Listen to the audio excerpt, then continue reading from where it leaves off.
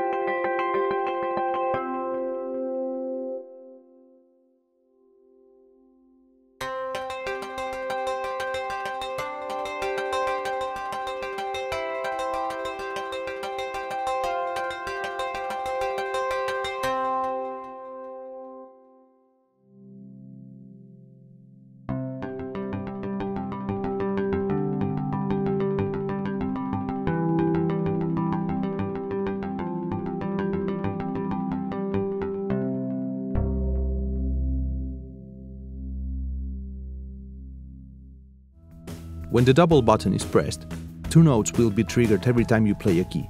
By adjusting the width control, you set how much spread you want them to be on the stereo field. 0% is mono, 100% is hard panned left and right. When the double button is off, the width control has no effect.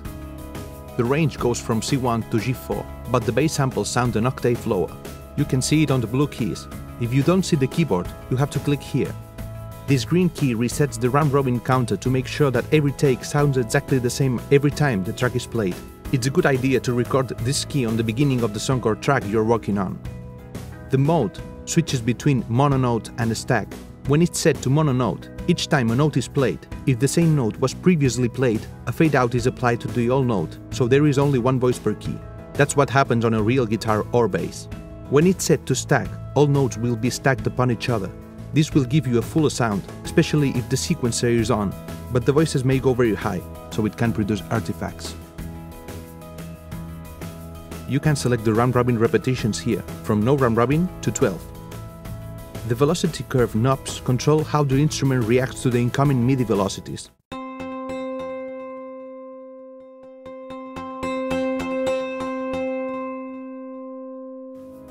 On this page, you'll find a couple of effects you can apply to the whole instrument, including envelope with attack, hold, decay, sustain, and release controls, sequencer, which is the most important part of the library, modulation with flanger, chorus, and phaser, dynamics with a compressor and a limiter, reverb, distortion with distortion and saturation, and delay synced to the tempo of your DAW.